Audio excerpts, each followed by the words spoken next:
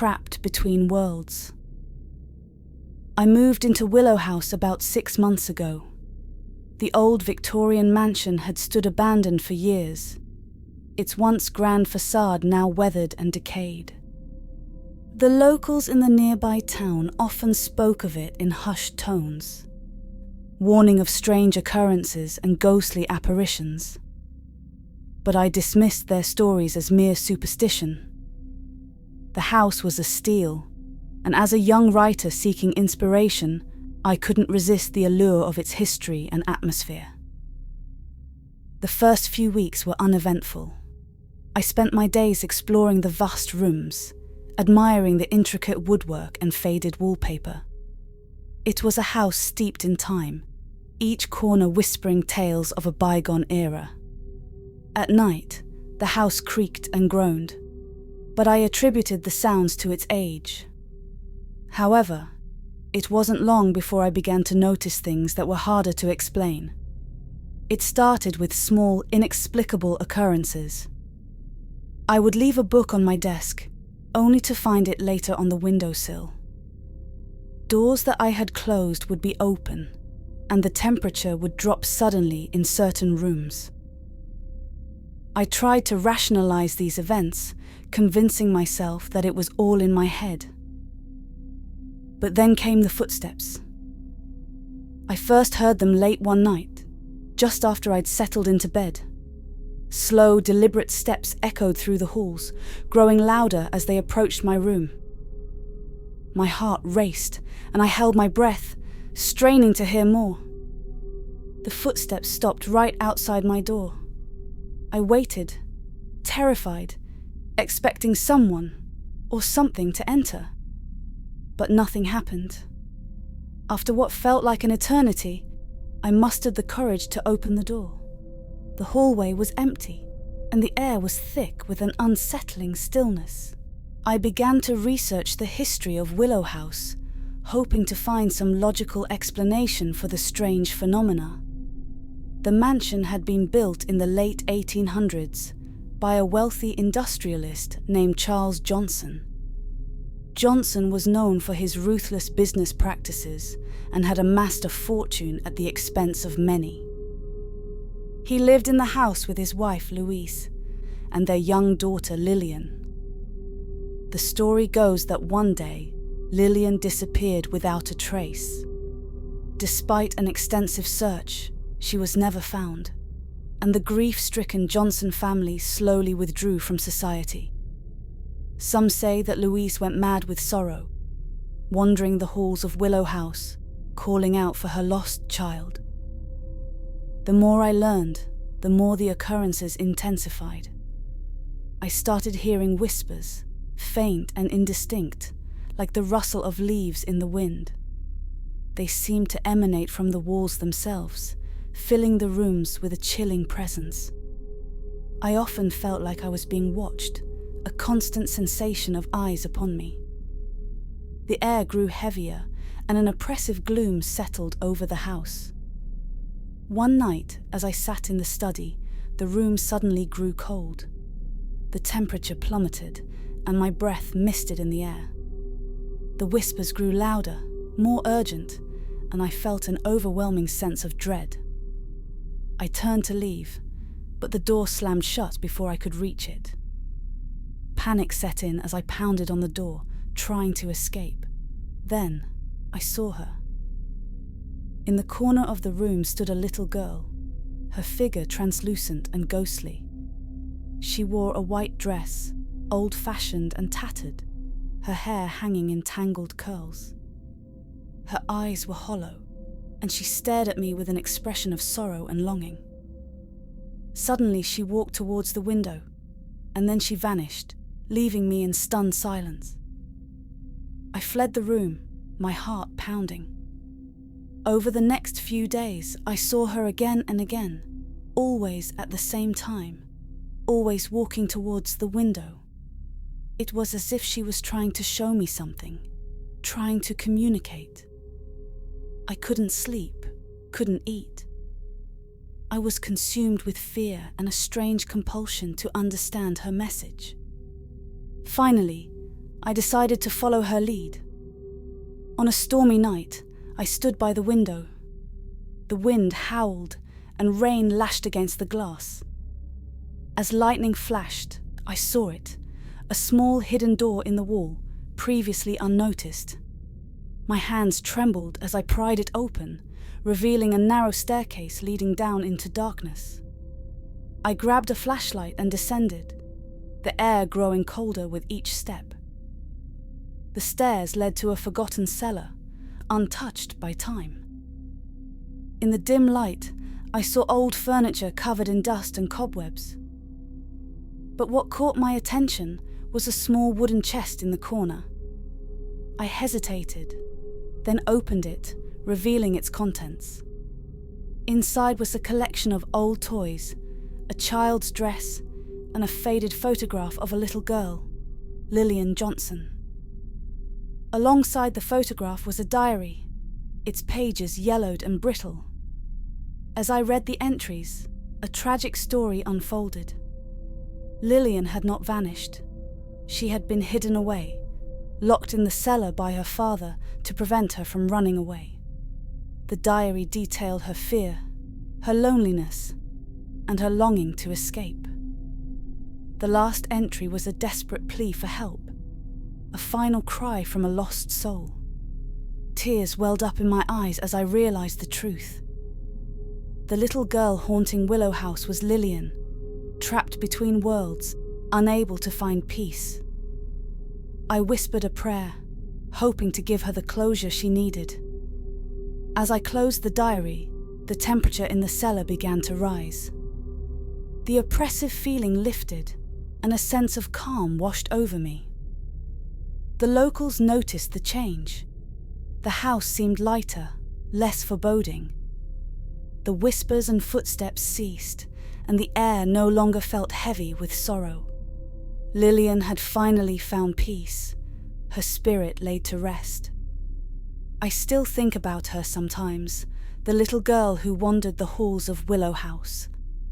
Her story became the inspiration for my first novel, a tale of love, loss, and the unending bond between a mother and her child.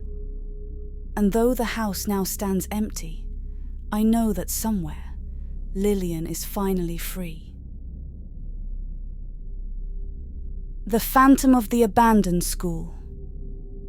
When I was younger, my friends and I were always looking for a thrill. We loved urban exploring, and there was one place that we had always been curious about: the old abandoned school on the edge of town. It had been shut down for years, and rumors circulated about why. Some said it was haunted, others claimed it was closed due to structural issues. Whatever the reason, it became our obsession. One crisp autumn night, we decided to finally check it out. Armed with flashlights and our phones, we sneaked in through a broken window. The building was in complete disrepair. Broken glass, peeling paint, and the smell of mold filled the air. But we were undeterred, more excited than scared. We wandered the halls, laughing nervously and telling ghost stories until we came to the old gymnasium. The air was thick with an unsettling stillness. Our footsteps echoed loudly as we walked across the cracked wooden floor. Suddenly, we heard a faint sound, like children laughing. We exchanged uneasy glances, trying to rationalize what we were hearing. It must be the wind, we told ourselves, but deep down, we all knew that wasn't it. We followed the sound to the old auditorium. As we entered, the temperature seemed to drop drastically. Our breath fogged up in the cold, and the laughter grew louder. The seats were covered in dust, and the stage was shrouded in shadows. We aimed our flashlights at the stage, and that's when we saw her. A little girl, dressed in a tattered school uniform, stood at the center of the stage. Her hair was long and matted, and her eyes were hollow, staring blankly at the empty auditorium. She didn't seem to notice us at first, swaying slightly, as if to some unheard music. My friend Jason whispered, "Is that real?" I could only nod, too stunned to speak. The girl turned her head slowly, her eyes locking onto mine.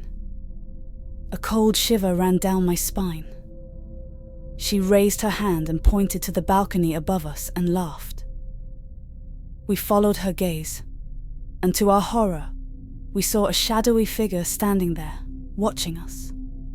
The figure was tall and thin, with a wide-brimmed hat that obscured its face. It felt as if the air itself was vibrating with tension. Suddenly, the girl on the stage let out a blood-curdling scream. It was a sound that didn't seem possible for a human to make. The lights flickered, and the whole building seemed to shake. We turned to run, but the doors slammed shut, trapping us inside. Panic set in as we banged on the doors, screaming for help. The room grew darker, and the figure in the balcony seemed to glide down towards us, growing larger with every step. In a desperate bid to escape, I turned and ran towards the stage. As I approached, the girl vanished, leaving only an eerie silence. The shadowy figure was now mere feet away, its presence oppressive and suffocating. Just as it reached out towards me, the lights came back on, and everything stopped. The doors flew open, and we bolted out of there, not stopping until we were far from the school. We could hardly believe what we had just experienced, but we all knew it was real. The school was demolished a few months later, and a park was built in its place. Sometimes, when I pass by, I think I see a little girl standing by the swings, watching me with hollow eyes pointing at me and laughing.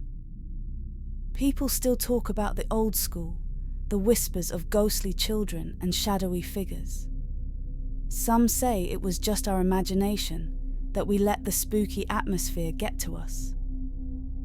But I know what we saw, and I know that whatever was in that school wasn't just a ghost story. It was something much darker, something that still haunts me to this day. Nocturnal Tremors. It started with a dream. I was lying in bed, my body heavy with sleep, when I felt it. A subtle vibration beneath me, like the gentle hum of a washing machine in the distance.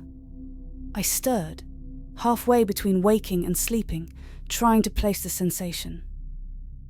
My dreams, once peaceful, began to twist into something darker, filled with shadows that pressed in on all sides. Then the vibration intensified. I snapped awake, my heart pounding in my chest. The room was dark, lit only by the dim glow of the alarm clock on the nightstand. The numbers flickered 3:13 a.m. I lay still, listening, waiting, but the room was silent. I told myself it was just a dream, a figment of my imagination. But as I closed my eyes, I felt it again. The bed shook, just slightly at first, like someone jostling it from the footboard. My eyes flew open, and I sat up, gripping the sheets tightly. The shaking stopped immediately, as if whoever or whatever had been causing it had sensed my sudden alertness. I glanced around the room, trying to make out any movement in the darkness, but everything was still. Too still.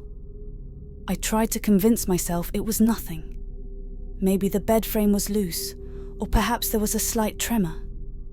I lay back down, pulling the covers up to my chin, but sleep wouldn't come. My mind raced, replaying the strange sensation over and over again. When the bed shook again, it was much more violent. This time I jumped out of bed, my heart racing as the entire mattress seemed to convulse beneath me. I staggered back, nearly tripping over the nightstand as the shaking ceased just as abruptly as it had begun. The room was quiet once more, but now it felt different, charged with an energy that was both foreign and hostile. I turned on the bedside lamp, flooding the room with light. Everything appeared normal, but that only made me more uneasy. I checked the bed, the frame, even the floor beneath it, but found nothing out of the ordinary. No reason for the shaking. But as I stood there, staring at the bed, I felt a chill creep up my spine. The air around me grew cold, and I could almost hear a faint whisper, just at the edge of my consciousness. It was like someone, or something, was in the room with me, watching, waiting. I didn't sleep the rest of the night.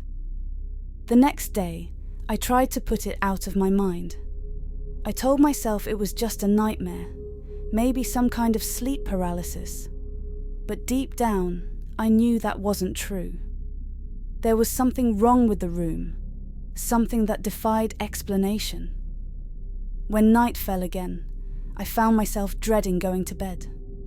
I lingered in the living room, watching TV, scrolling mindlessly through my phone, anything to avoid going back into that room. But eventually, exhaustion won out, and I forced myself to go to bed. I lay there, wide awake, staring at the ceiling, every muscle in my body tense, waiting for the shaking to start again. But nothing happened. Minutes ticked by, and the room remained still, silent. Maybe it really had been just a dream.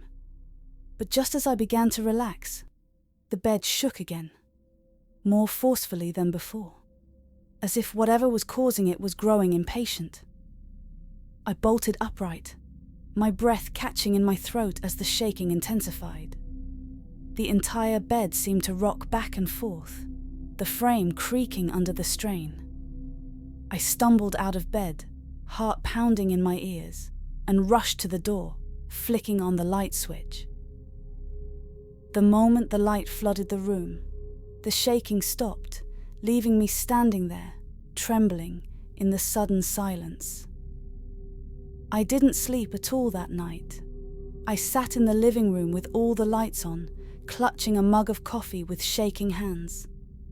Every sound, every creak of the house made me jump, my mind conjuring images of something lurking in the shadows, waiting for me to return to bed. The next few nights were the same. As soon as I lay down, the bed would start to shake, sometimes gently, other times with a force that left me feeling like I was being thrown from side to side.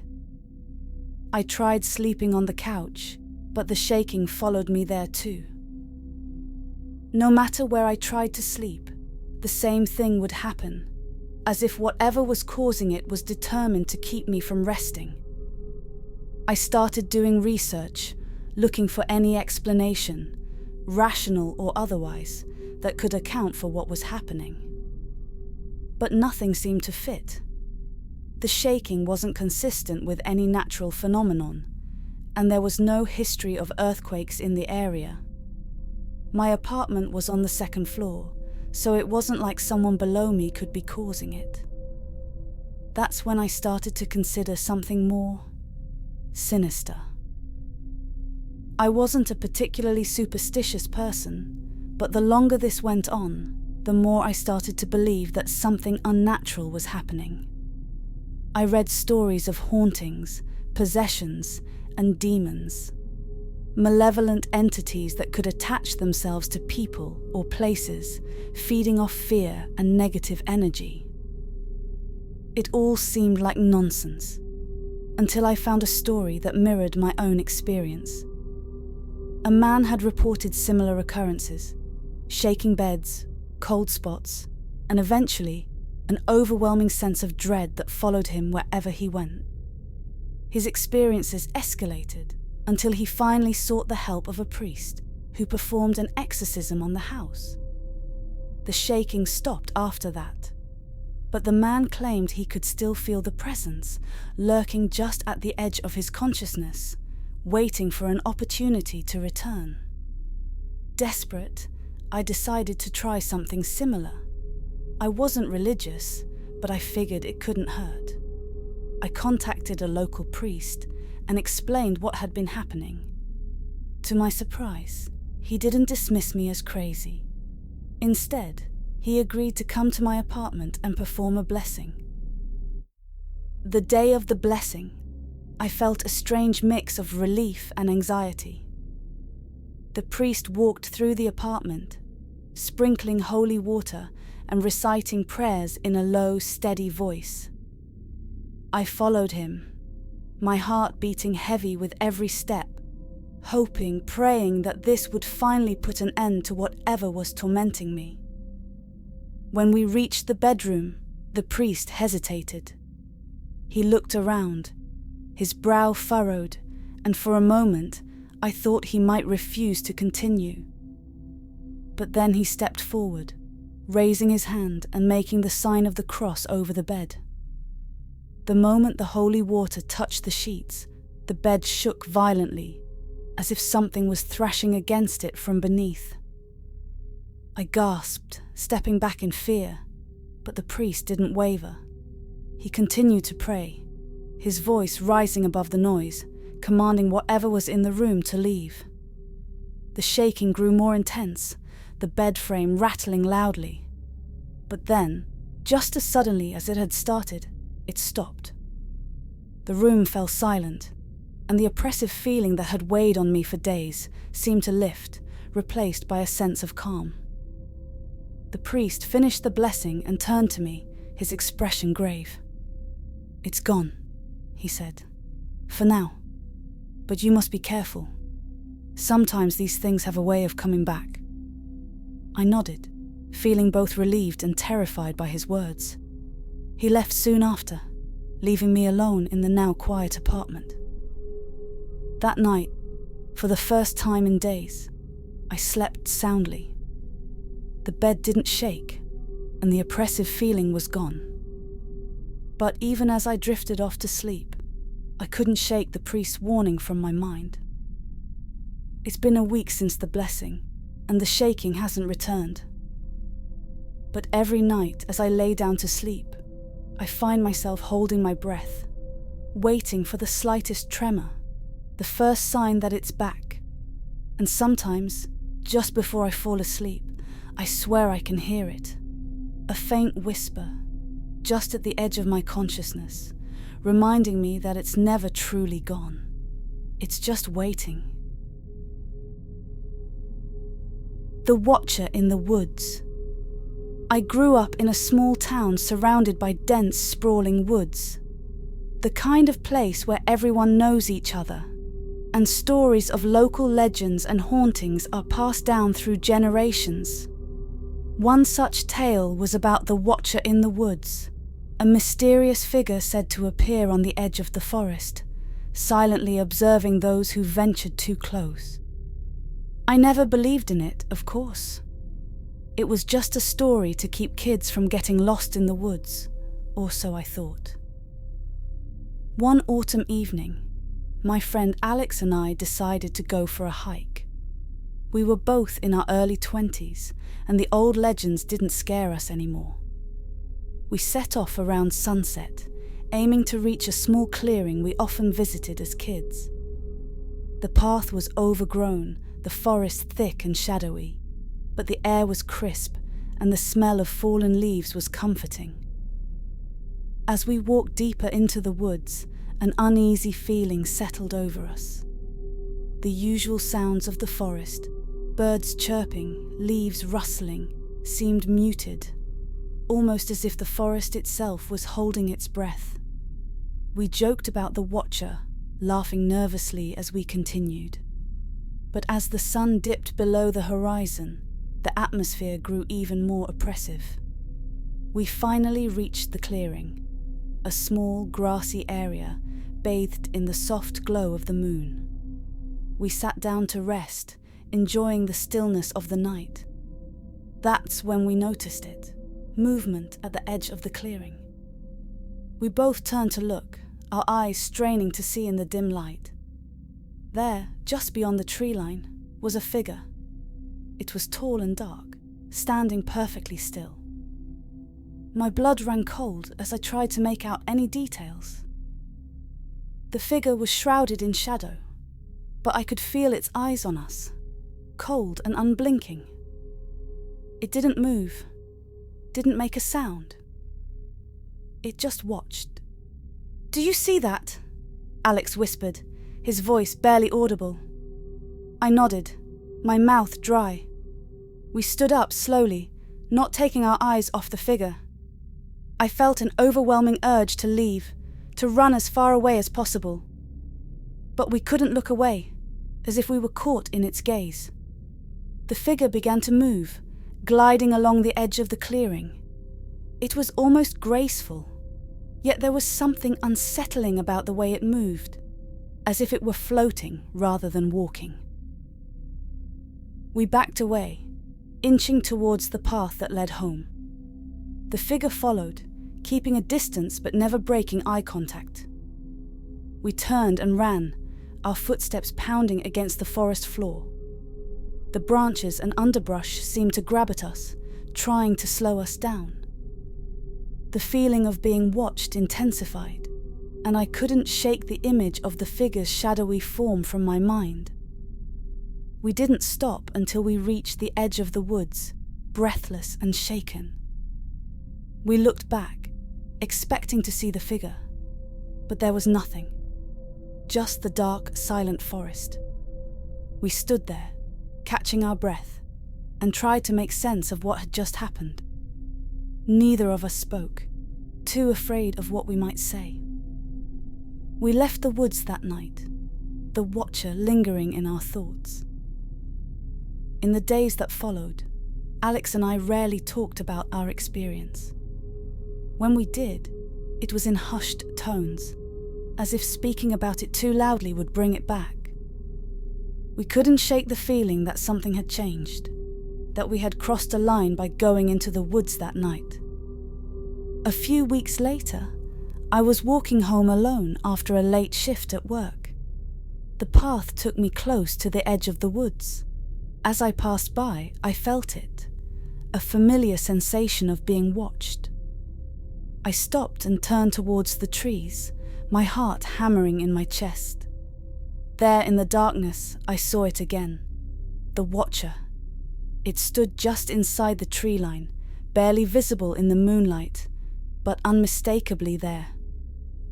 I felt a chill run down my spine as the figure raised a hand and pointed at me, then closed his fist, gesticulating a crushing motion.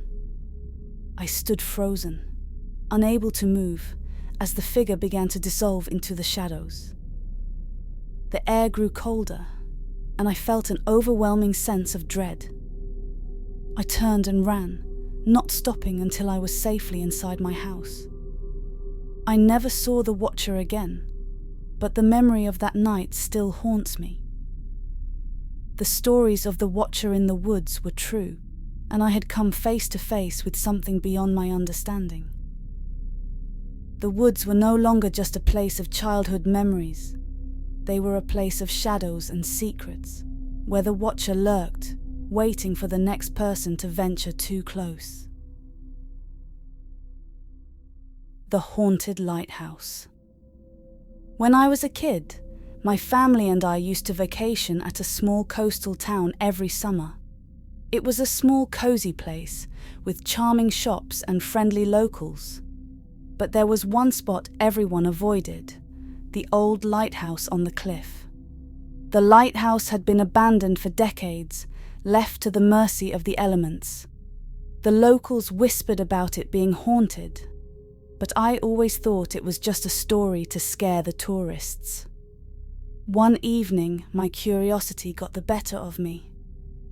My older brother Tom and I decided to sneak out and explore the lighthouse.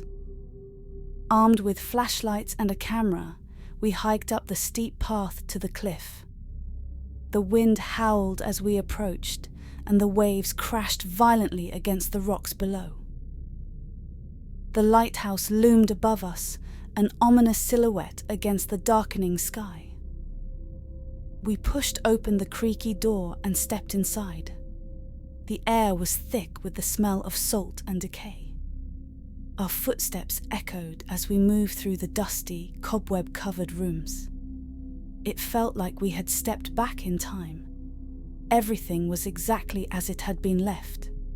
as if the keepers had simply walked out one day and never returned. We made our way up the spiral staircase to the lantern room. The metal steps groaned under our weight, and I felt goosebumps all over my body. At the top, we found the large glass lens, still intact, but covered in grime.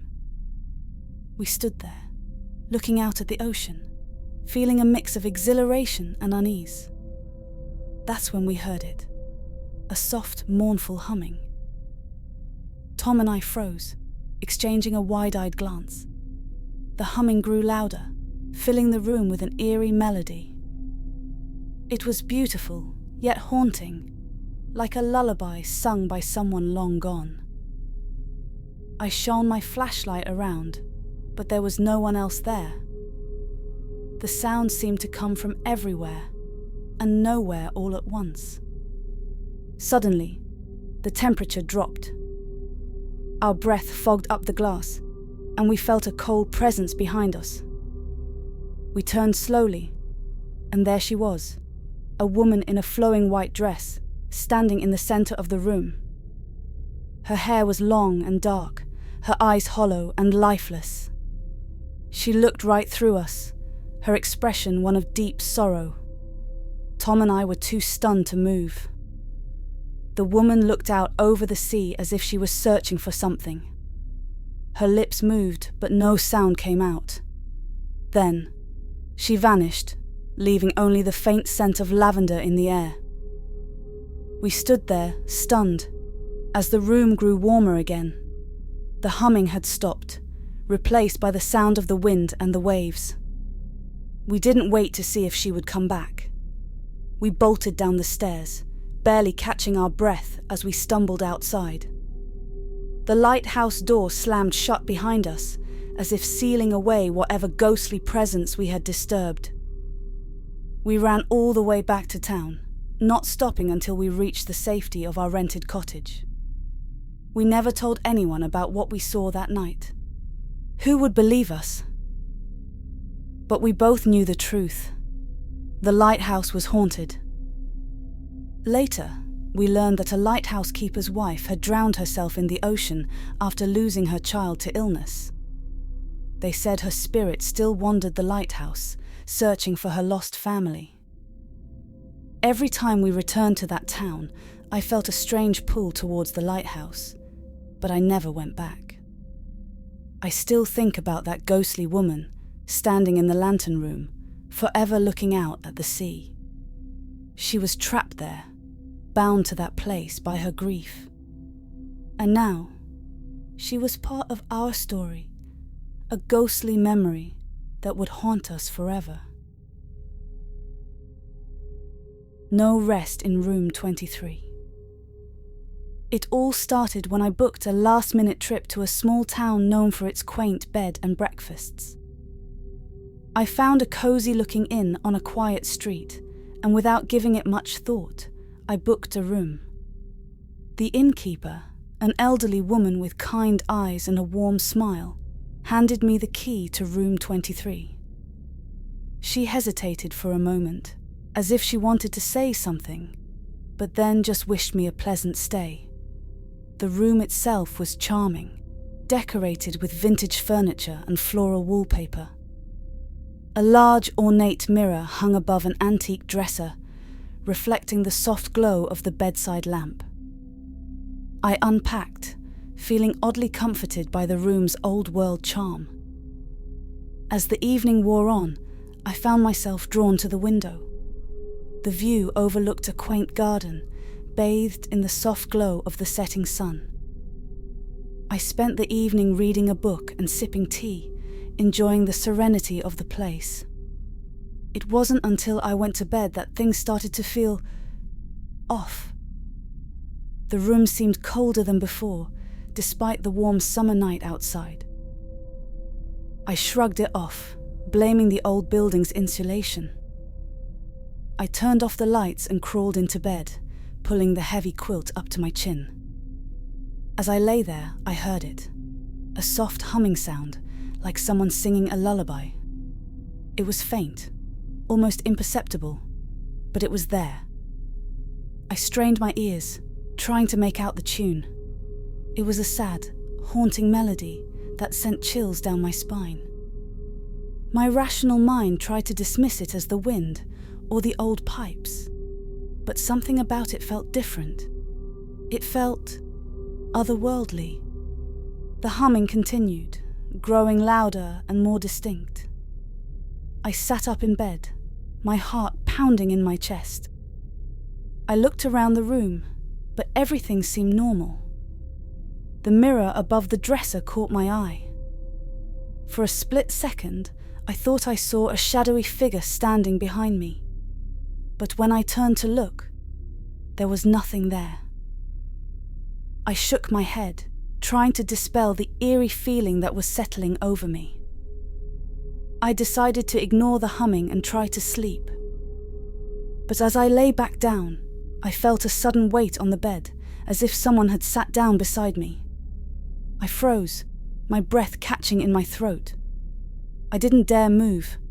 I didn't dare breathe. The weight shifted, and I felt a cold, clammy hand brush against my cheek. I jerked away, turning on the lamp in one swift motion. The room was empty. There was no one there. The humming had stopped, and the air felt thick with an unspoken presence. I sat there, panting, my eyes darting around the room. Everything looked the same, but I knew something was wrong. Something was very, very wrong.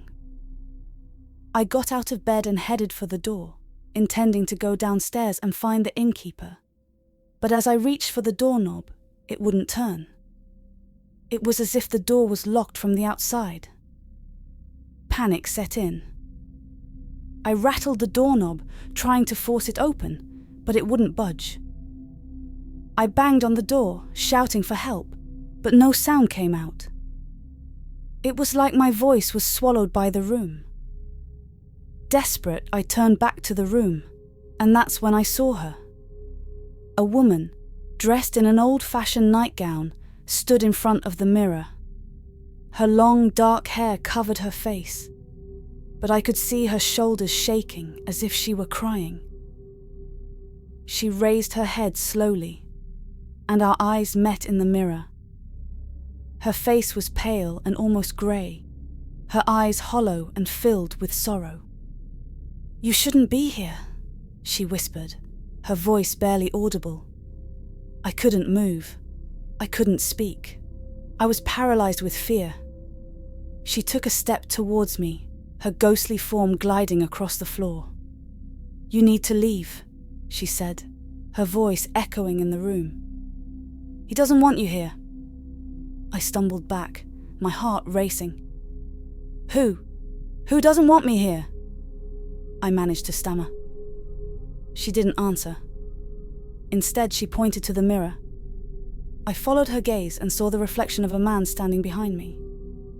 He was tall and thin, dressed in an old-fashioned suit. His face was twisted in anger, his eyes burning with hatred. I spun around, but there was no one there. When I looked back at the mirror, both the woman and the man were gone. The room felt different, lighter somehow, as if a dark cloud had lifted. I rushed to the door and tried the knob again. This time, it turned easily. I yanked the door open and ran down the hall, not stopping until I reached the lobby. The innkeeper was there, looking concerned. "Is everything all right?" she asked. I tried to explain what had happened, but the words wouldn't come out. She nodded sympathetically. "I see you've met the previous owners," she said quietly. "They don't like visitors." She told me that the inn had once belonged to a wealthy couple. The husband had been a cruel man, and his wife had suffered greatly at his hands. After she died, it was said that her spirit remained in the house, unable to leave. The inn had been sold several times, but every owner reported strange occurrences in room 23. No one stayed in that room for long. I left the inn that night. I drove until I reached the next town, where I found a cheap motel and collapsed into bed. The next morning, I tried to rationalize what had happened, that my mind playing tricks on me. But deep down, I knew it was real. I had seen the spirits of the previous owners, and they had made it clear that I was not welcome. I never went back to that town, and I never spoke of that night again. Until now. Well, that's another one for the books. Please like and subscribe. You are awesome. Nighty night.